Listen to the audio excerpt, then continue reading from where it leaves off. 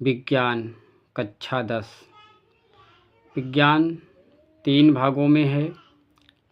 Number 1 रसायन विज्ञान, number 2 भौतिकी, नंबर 3 जीव विज्ञान। तो हम जो पढ़ाने वाले हैं प्रकाश लाइट, यह भौतिक विज्ञान का एक चैप्टर है जो बहुत ही महत्वपूर्ण है। दोस्तों, हमारे YouTube चैनल को आप लोग सब्सक्राइब कर दीजिए और बेल आइकन को प्रेस कीजिए, जिससे जो भी हम वीडियो बनाएं वो आप तक तुरंत पहुँचे। तो आइए दोस्तों स्टार्ट करते हैं। प्रकाश क्या है? अब हम लोग ये देखेंगे कि प्रकाश है क्या, क्योंकि प्रकाश नहीं होगा तो हमारा जीवन अंधकारमय हो जाता है। सारा खेल हमारे जीवन में प्रकाश का होता है। यदि प्रकाश न हो तो हम कोई वस्तु देख नहीं सकते हैं।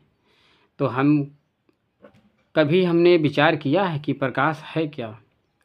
तो कक्षा 10 की विज्ञान विषय में एक चैप्टर है प्रकाश। तो आइए देखते हैं, हम स्टार्ट करते हैं। प्रकाश है क्या? ये हेडिंग डाल लीजिए, प्रकाश। प्रकाश एक प्रकार की ऊर्जा है। क्या है? प्रकाश एक प्रकार की ऊर्जा है। ज़रा गौर कीजिए कि एक प्रकार की ऊर्जा है, मतलब यह प्रकाश जो है ऊर्जा का एक रूप है। बाकी बहुत सारे रूप हैं, उन्हीं रूपों में से एक रूप प्रकाश भी है। जैसे ऊष्मीय ऊर्जा, या देखिए इलेक्ट्रिक ऊर्जा, बहुत सारी ऊर्जाएं हैं। तो प्रकाश एक प्रकार की ऊर्जा है जिसकी सहायता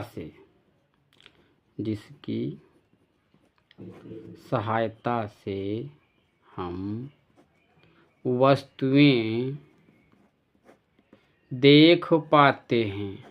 कभी सोचा है आपने कि जिनकी सहायता से हम वस्तुएं देख पाते हैं? यदि प्रकाश ना हो तो हम इसका मतलब कि वस्तु नहीं देख सकते हैं।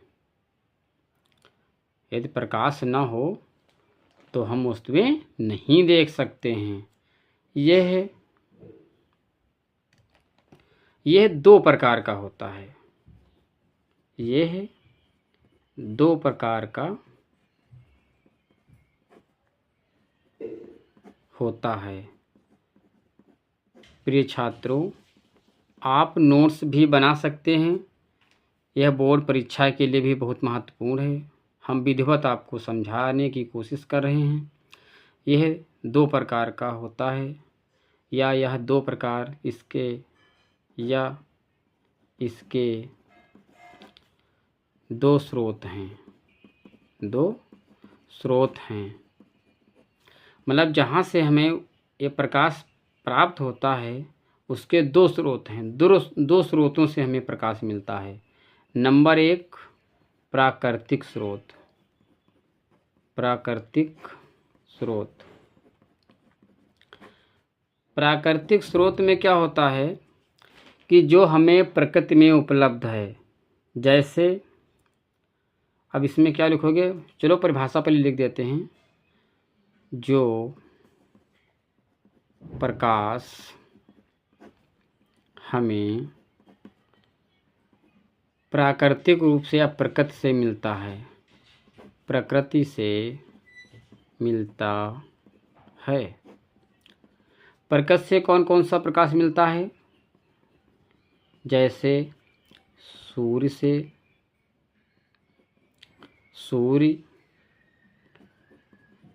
चंद्रमा, तारे, जुगनू आपने देखा है? जुगनू देखिए, गर्मियों के महीने टिमटिमाते रहते हैं जुगनू, तो उनसे हमें प्रकाश मिलता है।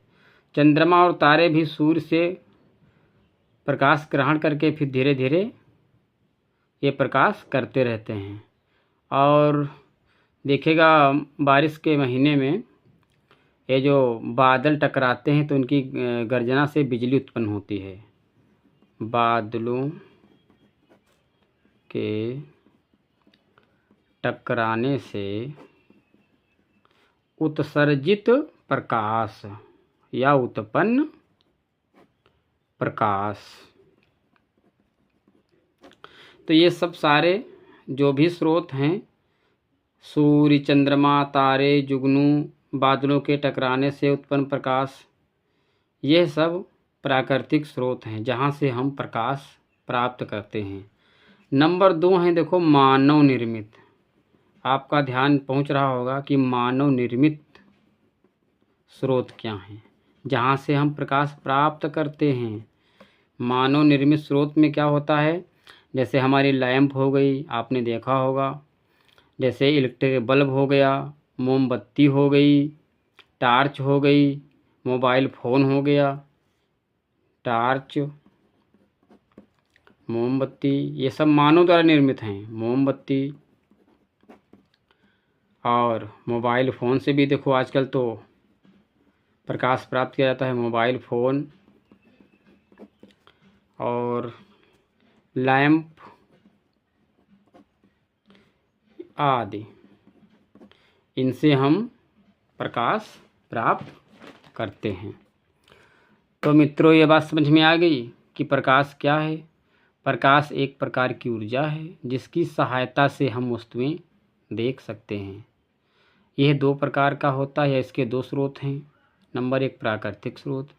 प्राकृतिक स्रोत में जो प्रकाश हमें प्रकृति से मिलता है उसे हम प्राकृतिक स्रोत कहते हैं। जैसे सूर्य से, चंद्रमा से, तारों से, जुगनू से, बादलों के टकराने से जो उत्पन्न प्रकाश होता है। मानव निर्मित स्रोत भी हैं, मानव निर्मित भी स्रोत हैं। जैसे टार्च, ये इंसान मतलब मानव द्वारा बनाई गई है। मोमबत्ती भी मानव बनाते हैं, मोबाइल भी मानव बनाते हैं, लैंप भी मानव, तो इनसे भी हमें प्रकाश मिलता है। तो यह इसके 2 स्रोत हैं, प्रकाश के 2 स्रोत हैं। अब देखिएगा, आगे हम देखते हैं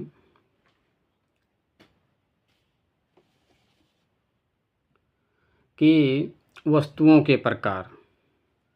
इसमें वस्तु भी होती हैं 2 प्रकार की। वस्तुओं के प्रकार, वस्तु 2 प्रकार की होती हैं। एक तो प्रदीप्त वस्तुएं जो मतलब प्रकाश उत्पन्न करती हैं। वस्तुओं के प्रकार ये है, 2 प्रकार की होती हैं। यह 2 प्रकार की होती हैं। नंबर 1 प्रादीप्त वस्तुएं। प्रादीप्त वस्तुएं ये है स्वयं प्रकाश उत्पन्न करती हैं, स्वयं प्रकाश उत्पन्न करती हैं। जैसे टार्च, मोबाइल, मोमबत्ती, सूर्य, चंद्रमा, तारे, ये सब जितने भी हैं ये सब प्रदीप्त वस्तुएं हैं। और होता है अदीप्त, जो स्वयं प्रकाश नहीं उत्पन्न करती हैं। अदीप्त वस्तुएं जो प्रकाश स्वयं उत्पन्न नहीं करती हैं। ये है प्रकाश स्वयं उत्पन्न नहीं करती हैं, स्वयं उत्पन्न नहीं करती हैं। प्रदीप्त वस्तुएं अदीप्त वस्तुएं कहलाती हैं। अदीप्त वस्तुएं कहलाती हैं। जैसे मतलब जो स्वयं प्रकाश नहीं उत्पन्न करती, जैसे क्या है उदाहरण में लिखिए। जैसे पत्थर, इसमें स्वयं प्रकाश नहीं होता, जब इसको प्रकाश दोगे तभी दिखाई देगा। पत्थर है, कोयला है, लकड़ी है, कोयला है, लकड़ी है, बालू है, कपड़ा है, इनमें स्वयं प्रकाश नहीं होता इत्यादि। तो मित्रों, समझ में आया कि प्रकाश क्या, एक बार फिर से देख लेते हैं। यह है हमारे कक्षा 10 भौतिक विज्ञान का एक चैप्टर है जिसका नाम है प्रकाश। प्रकाश से 3-4 नंबर का ज़रूर आता है बोर्ड एग्ज़ाम में। प्रकाश एक प्रकार की ऊर्जा है जिसकी सहायता से हम वस्तुएं देख पाते हैं। अभी तो हम ये डेफिनेशन बताए हैं, फिर अभी आपको समझाएंगे कि हम कैसे देख पाते हैं इसकी सहायता से। ये है, इसके 2 स्रोत होते हैं। प्राकृतिक स्रोत, जो प्रकाश हमें प्रकृति से मिलते हैं उन्हें हम प्राकृतिक स्रोत कहते हैं, जैसे सूर्य, चंद्रमा, तारे, जुगनू, बादलों के टकराने से जो ऊष्मा उत्पन्न होती है। नंबर 2, मानव निर्मित स्रोत, जैसे मानव द्वारा जो बनाए जाते हैं जिनसे हमें प्रकाश प्राप्त होता है। टॉर्च, मोमबत्ती, मोबाइल फ़ोन, लैंप आदि। फिर है वस्तुओं के प्रकार। यह 2 प्रकार की होती हैं, प्रदीप्त वस्तुएं और अदीप्त वस्तुएं। यह तो आप जानते होंगे कि इनमें स्वयं प्रकाश उत्पन्न करती हैं, और अदीप्त वस्तु में इनमें प्रकाश नहीं होता है। इनको जब प्रकाश दिया जाता है तभी दिखाई देती हैं। अदीप्त वस्तुएं कहलाती हैं, जैसे पत्थर, कोयला, लकड़ी, बालू, कपड़ा इत्यादि। अब हम देखते हैं कि प्रकाश की सहायता से हम वस्तुएं कैसे देख पाते हैं। तो देखिए, समझने की कोशिश कीजिएगा। मान लीजिए ये कमरा बना है, मान लीजिए ये एक कमरा बना है और एक कमरा ये बना है। मान लीजिए इसमें ये पेंसिलें रखी हैं, ये वस्तुएं रखी हैं, और यहाँ पर कोई व्यक्ति खड़ा है। तो यह व्यक्ति इन वस्तुओं को देखने की 4 स्थितियां बन जाएंगी। मान लीजिए हम समझाने का प्रयास ये कर रहे हैं कि हम प्रकाश की सहायता से वस्तुएं किस तरह से देख पाते हैं, क्या कारण है कि प्रकाश की सहायता से हम वस्तुएं देख पाते हैं। मान लीजिए इनके पास, मान लीजिए इस कमरे में अंधेरा है और इस कमरे में भी अंधेरा है। इस कमरे में प्रकाश है और इस कमरे में अंधेरा है। इस कमरे में अंधेरा है और इस कमरे में प्रकाश है। इसमें भी, इस रूम में भी प्रकाश है और इस वाले में ही प्रकाश है। कितनी स्थितियां बन गई? 4 स्थितियां बन गई। तो जब इस कमरे में अंधेरा होगा और इस कमरे में अंधेरा होगा तो हम वस्तुएं नहीं देख सकते हैं। यदि इस कमरे में प्रकाश होगा और जिसमें वस्तु रखी है, यदि इसमें भी अंधेरा होगा तो हम वस्तुएं नहीं देख सकते हैं। ऐसा क्यों, ये अभी बताएंगे आगे। इस कमरे में अंधेरा है और इस कमरे में प्रकाश है तो वस्तुएं हम देख सकते हैं, क्योंकि ये स्थिति बनती है, अभी आगे समझाएंगे, ये परावर्तन के कारण होता है। आप ये समझिए कि यदि आप अंधेरे में बैठे हुए हैं और कोई दूर वस्तु रखी है, यदि वहाँ पर प्रकाश है तो आप उन वस्तुओं को देख सकते हैं, लेकिन आपको वहाँ कोई बैठा होगा तो आपको नहीं देख सकता है। आप अंधेरे में बैठ कर के दूर रखी हुई वस्तु को देख सकते हैं यदि उस वस्तु पर प्रकाश होगा तो इसमें क्या स्थिति बन है कि जहाँ आप बैठे हैं, देखो वहाँ अंधेरा है इस कमरे में, और जहाँ ये वस्तुएं रखी हैं यहाँ क्या है? प्रकाश है। तो वस्तुओं पर जहाँ प्रकाश होगा और आप अंधेरे में भले बैठे हों तो आप देख सकते हैं। इस क्यों देख सकते हैं, इसका कारण अभी आगे बताएंगे। मित्रों, आप लगातार वीडियो देखते रहिए, आप स्किप मत कीजिएगा, तभी आपको आगे मज़ा आने वाला है और अच्छे से समझ में आएगा। चौथी स्थिति क्या बनती है कि इस कमरे में प्रकाश है और इस कमरे में ही देखो प्रकाश है तो हम वस्तुएं देख सकते हैं। तो आओ मित्रों समझते हैं ये 2 स्थितियाँ, ये 2 स्थितियाँ अलग हैं। ये 2 स्थितियों में हम देख सकते हैं, तो हम क्यों देख सकते हैं इस पर आओ हम चर्चा करते हैं। यह क्यों देख सकते हैं,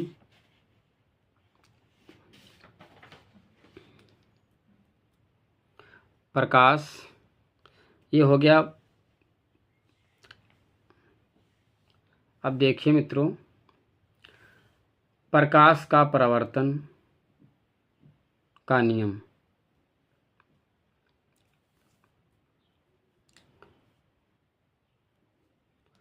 देखिए, अब हम बताएंगे कि प्रकाश का परावर्तन क्या होता है। प्रकाश का परावर्तन, परावर्तन, प्रकाश का परावर्तन, ये हेडिंग है कि प्रकाश का परावर्तन होता कैसे है। तो ये हम एक समतल दर्पण लेंगे। सबसे पहले हम ये एक समतल दर्पण ले रहे हैं। चलो परिभाषा इस तरफ लिख देते हैं, फिगर इस तरफ हम बना रहे हैं। प्रकाश का परावर्तन, परावर्तन, प्रकाश का परावर्तन, ये यहाँ पर हम एक चमकदार ये समतल दर्पण ले रहे हैं। यह है समतल दर्पण।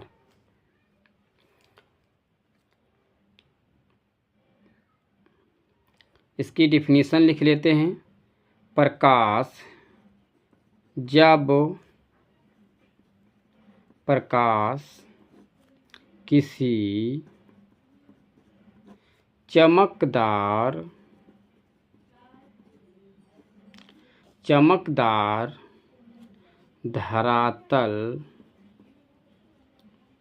धरातल के दर्पण से टकराकर किसी माध्यम में, अभी बच्चों बहुत अच्छे समझाएंगे, टकराकर किसी माध्यम में वापस लौटना, प्रकाश का परावर्तन कहलाता है। प्रकाश का परावर्तन कहलाता है।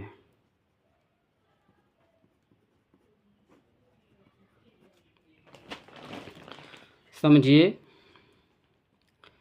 मान लीजिए ये चमकदार, परिभाषा क्या है कि जब प्रकाश किसी चमकदार धरातल के दर्पण से टकराकर किसी माध्यम में वापस लौट आता है।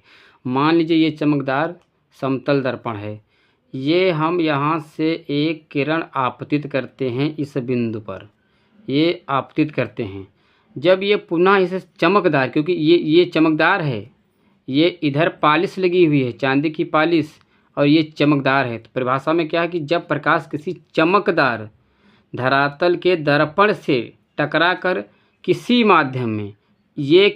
माध्यम में वापस लौट जाता है, या किरण वापस लौट जाती है, प्रकाश की किरण, तो इसे हम प्रकाश का परावर्तन कहते हैं, मतलब वापस आना। प्रकाश का किसी चमकदार धरातल के दर्पण से टकराकर पुनः वापस आना प्रकाश का परावर्तन कहलाता है। ये डेफिनेशन मैंने लिख दी है, ये आप याद कर लेना, और इस फिगर से समझ के याद करोगे तो आसानी रहेगी। जब ये क्या हो गई, आपतित किरण। अब ये हो गया हमारा आपतन बिंदु, ये हमारा हो गया आपतन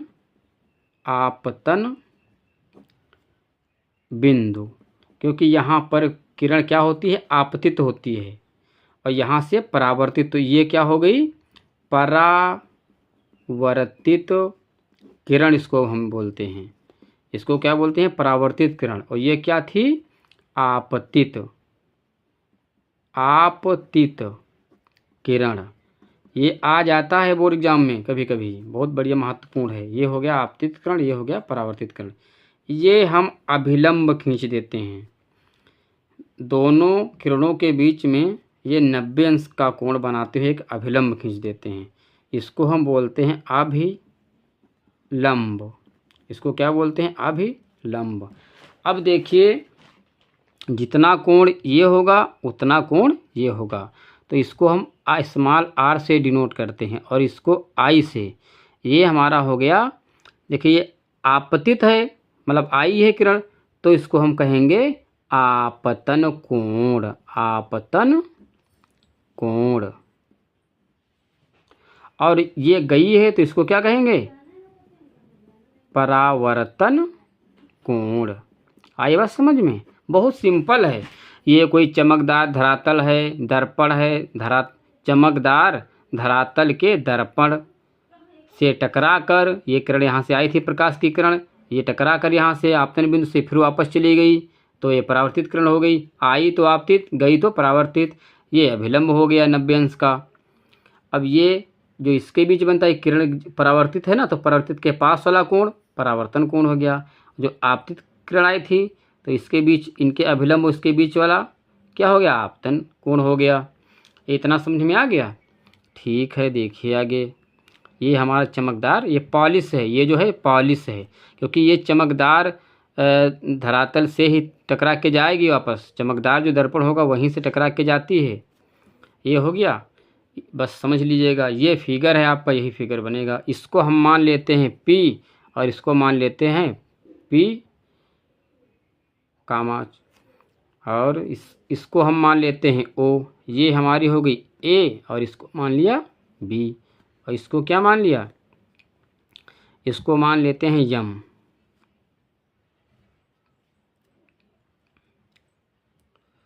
तो अब इसमें सब निकाल लीजिए।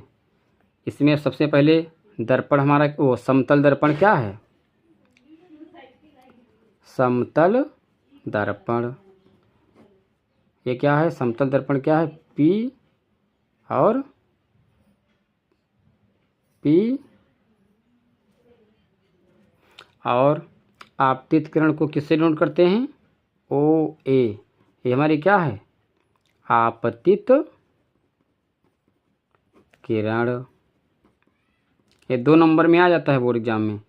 और ये OB क्या हो गई? ये गई है, ये देखो किरण आई है यहाँ से, ये टकरा के गई है चमकदार शीशे से, तो ये क्या हो गया? परावर्तित किरण। परावर्तित किरण। OA हो गई आपतित किरण, OB हो गई परावर्तित किरण। अब देखिए कोण, देखिए भाई कोण तो 2 बन रहे हैं। आई है कि जो मतलब आपतित किरण और अभिलंब के बीच का कोण क्या है? आपतन कोण है। तो हम लिखेंगे AOM। ये क्या है?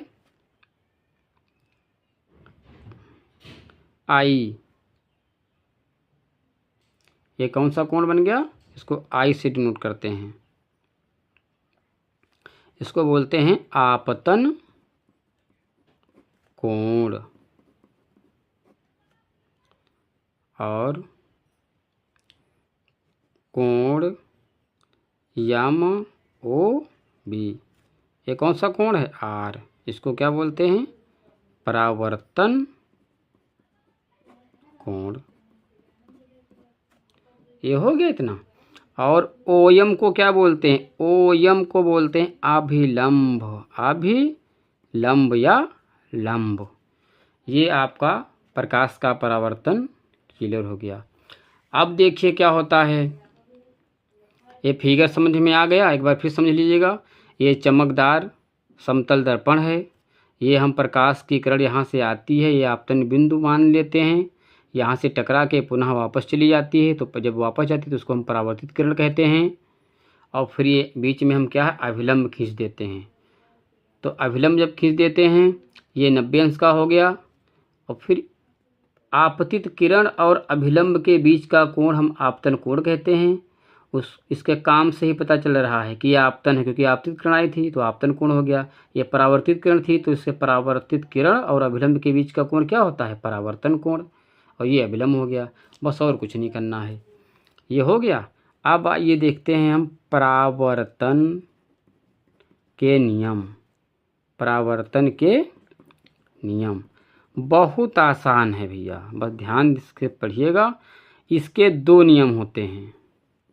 इसके 2 नियम होते हैं। कौन कौन से हैं? नंबर 1, इसी में से समझिएगा। देखिए, आपतित किरण, अभिलंब और परावर्तित किरण। देखिए, आपतित किरण, परावर्तित किरण और अभिलंब, ये तीनों एक ही तल में होते। ये तल क्या है? आपतन बिंदु। मतलब यहाँ से आपतित किरण,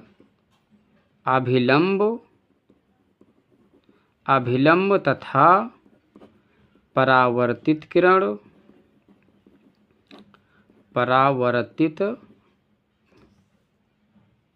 परावर्तित किरण तीनों एक ही तल में होते हैं।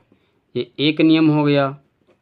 बहुत आसान, हम फिगर से समझा रहे हैं कि आपतित किरण, परावर्तित किरण, ये अभिलंब है, ये तीनों एक ही तल में, देखो यहाँ पर एक ही तल में होते हैं। नंबर 2 क्या है कि आपतन कोण तथा परावर्तन कोण आपस में बराबर होते हैं। कैसे? ये देखिए, जितना ये कोण है उतना ही तो ये होगा। भाई बीच में अभिलंब है, तो ये जितना कोण बनाते हुए आई थी उतना ही कोण बनाते हुए परावर्तित किरण गई है। तो जितना कोण ये होगा इतना कोण ये होगा। समझ लीजिए अच्छे से, ये दोनों कोण आपस में बराबर होते हैं। तो ये आपतन कोण हो गया, ये परावर्तन कोण हो गया। आपतन कोण तथा परावर्तन कोण आपस में बराबर होते हैं। ये आपका आज इतना ही। कल और आगे आपको दर्पण पढ़ाएंगे, फिर लेंस बताएंगे। अभी जो है इस चैप्टर में दर्पण, लेंस, ये 2 टॉपिक्स इसी में और हैं। अब कल हम आपको बताएंगे दर्पण के बारे में। दर्पण क्या होते हैं? समतल दर्पण, अवतल दर्पण, उत्तल दर्पण, लेंस में अवतल लेंस, उत्तल लेंस, ये सब बहुत अच्छे से फिगर द्वारा आपको समझाएंगे। आप लोग हमारे YouTube चैनल गुरु भक्त कौशल, क्या है मेरे चैनल का नाम? गुरु भक्त कौशल को आप सब्सक्राइब